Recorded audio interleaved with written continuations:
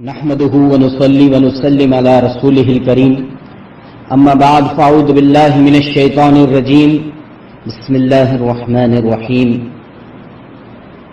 بے شک فتنہ قتل سے زیادہ شدید ہوتا ہے. آج کل سوشل میڈیا بالخصوص واٹس ایپ پر ایک آڈیو کلپ بہت تیزی کے ساتھ وائرل ہو رہی ہے جس کے ساتھ کسی حیوان کی تصویر لگا کر اس کے زمین پر مسلط ہونے کی خبر کو عام کرنے کی کوشش کی ہے. بے شک یہ بالکل غلط اور من گھڑت خبر ہے. خیر وہ اپنے اس مکر میں بہت حد تک کامیاب بھی ہو چکا ہے. افسوس اس بات کا ہے کہ ہماری عوام علم کی کمی رکھنے کی وجہ سے ایسے مکاروں کے جال میں آسانی سے پھنس جاتی ہے اور جھوٹ پھیلانے میں ان کی مدد کر دیتی ہے. آج ہم اس میسیج کے ذریعے اس باطل میسیج کا رد کرنا چاہتے ہیں اور اس میں جس طرح سے بھی جھوٹ کو شامل کیا گیا ہے، جھوٹ کا سہارا لیا گیا ہے، وہ آپ کے سامنے رکھنا چاہتے ہیں. پہلا سب سے بڑا جھوٹ جس کی وجہ سے اس کلپ کا جھوٹا ہونا، مکار ہونا ثابت ہوا ہے، وہ ہے اس سے جڑی ہوئی تصویریں. جب وہ بیان کرنے والا، بولنے والا تصویروں کا تذکرہ کرتا ہے، تصویروں کے بارے میں بات کرتا ہے تو کہتا ہے کہ تصویریں حق ہے اور اس میں کوئی بناوٹی بات نہیں ہے، یہ بالکل حق ہے میرے بھائیوں، حق ہے. لیکن حقیقت تو کچھ اور ہی ہے. ایسی بالکل ہو بہو تصویریں، ڈٹو سیم ٹو سیم تصویریں انٹرنیٹ پر پچھلے سال یا 2 سال سے پڑی ہوئی ہیں. اگر آپ کو یقین نہیں آتا تو گوگل پہ جائیں اور یا یوٹیوب پہ چلے جائیں، وہاں جا کر گوٹ مین GOAT گوٹ MAN مین، بکری کی طرح آدمی، گوٹ مین ٹائپ کریں اور آپ کے سامنے حقیقت کھل کے آ جائے گی. اور اس نے جو تصویریں بھیجی ہیں، ایک تو اس کے پیر کی، دوسرا وہ دور بیٹھا ہوا ہے. آپ اگر سمجھدار ہیں تو جہاں وہ دور سے تصویر لی گئی ہے، اندھیرے میں وہ بیٹھا ہوا ہے، اس کو زوم کر کے دیکھیں، اس کا پیر بکری کی طرح ہے. اور جو اس نے بھیجا ہے اور ایک پیر جو جس کا زوم ہے، وہ آپ کو لگے گا ایک درندے کی، جو شکاری جانور ہوتا ہے اس طرح کے، اس کے جانور کے پیر کی طرح ہے. کتنا جھوٹ ہے. پہلی بات تو وہ انٹرنیٹ سے کہیں سے تصویر اٹھا کر حق ہے کہہ رہا ہے اور لی گئی تصویر ہے، یہ سامنے بیٹھا ہے، یہ جھوٹ.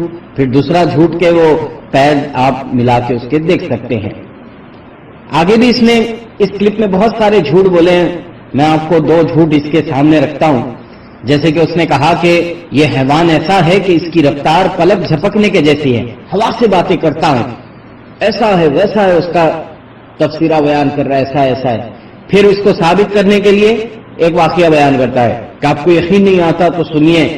کل ہی کی بات ہے، کرناٹکا کے ایک بیلگام گاؤں میں اس طرح کا واقعہ ہوا. لوگ گئے مندر کے پاس، وہاں مٹ کے پاس گئے، وہاں پر وہ حیوان تھا. اس کے چہرے پہ ٹارچ ماری تو یہ بھاگا، اور بھاگا تو کیا ہوا، وہاں پر ایک بس تھی اور وہ بس اب آگے سمجھ نہیں آیا، بس تو بول دی، بس تو بتا دیا، اب بتانے نہیں آ رہا کہ آگے کیا بولنا ہے. تو کہتا ہے بس کے نیچے چلا گیا، پھر بس کے اوپر چلا گیا، بس پہ سے چھلانگ لگا دی، وہاں سے بھاگ گیا. ارے بھائی، جس کی رفتار پلک جھپکنے جیسی ہو، ہوا سے باتیں کرتا ہو، تو اسے بس کا سہارا لینے، بس کے نیچے اوپر آئے دائیں بائیں آنے کی کیا ضرورت تھی؟ کیسا جھوٹ ہے. پھر آگے اس نے اور ایک جھوٹ بولا. اس نے کہا کہ میرے قابل دوست ہیں، ان کے گھر پر 3:30 بجے کھٹکا ہوتا ہے اور رونے کی آواز آتی ہے. کب سے ہو رہا ہے؟ پچھلے 2-3 دن سے ہو رہا ہے. اور کہتا ہے کہ میں نے آج انہیں اطلاع دے دی ہے کہ بچ کے رہیں.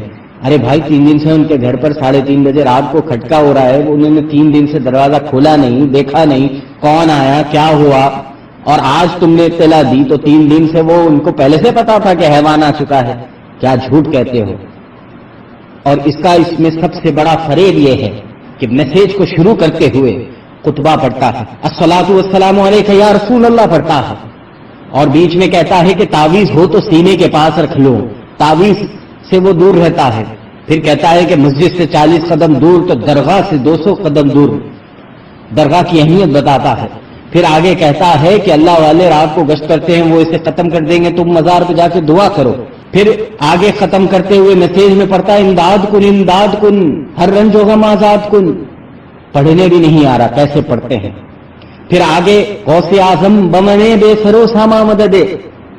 غوث اعظم بمنے جو لفظ ہے، بمنے اس نے کھا لیا. غوث اعظم اب جلدی میں ہیبت میں میسیج کو ختم کرنا ہے، کہیں سے کاپی کر لیا ہے سنیوں کی حقیقت کو، سنیوں کی پہچان کو، سنیوں کی آئیڈینٹی کو، اب اس کو لے کر پڑھنا ہے، یاد نہیں ہے تو کھا گئے، لفظ کھا گئے، پھر سارے سنیوں جیسا میسج بنا دیا، بیچ میں ایک بات بھی ڈال دی، میرے 2 سنی بھائیوں نے اس کی تصدیق کی ہے۔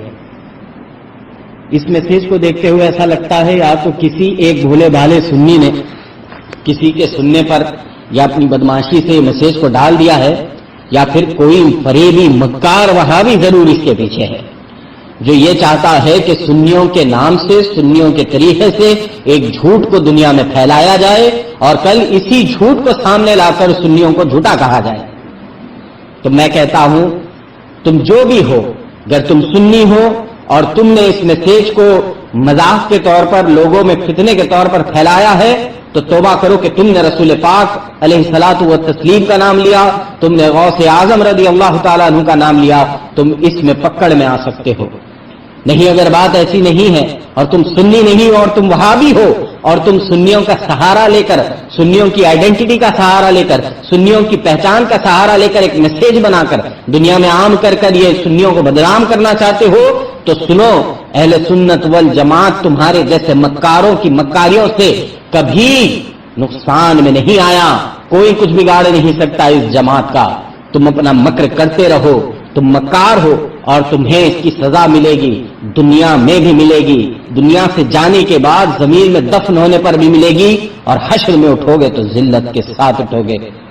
اور میری گزارش ان سے بھی ہے جو اس میسج کو بنا سوچے بنا سمجھے فارورڈ کرتے ہیں، وہ توبہ کریں اور آئندہ ایسے میسیجز آئیں تو پہلے تحقیق کریں، پہلے معلوم کریں، اپنا واسطہ، اپنا رابطہ علماء اہل سنت سے کریں، علماء سے جڑیں، علماء سے پوچھیں، علماء سے پوچھنے کے بعد ہی کوئی میسج کو آگے کریں، کیونکہ آج بد مذہب اس چال کو پوری طرح سے چلا رہے ہیں کہ بنا تحقیق کوئی بھی میسج جو سنیوں کی طرح لگتا ہو اسے بنا کر بھیج دو، تاکہ سنی تو بھولا بھالا ہے، فارورڈ تو کر دے گا، جب یہ وائرل ہو جائے گا تو ہم اس کا رد اپنے ویڈیو میں، آڈیو میں کر کر سنیوں کو شکست دیں گے۔ تو ابھی عقل کے دانت لینے کا وقت ہے، اس طرح کے میسیجز بالکل بھی فارورڈ نہ کریں جب تک کہ صحیح علماء کے ساتھ اس کی تصدیق نہ کرا لیں۔ جزاک اللہ خیرا واحسن الجزاء وما علینا الا البلاغ۔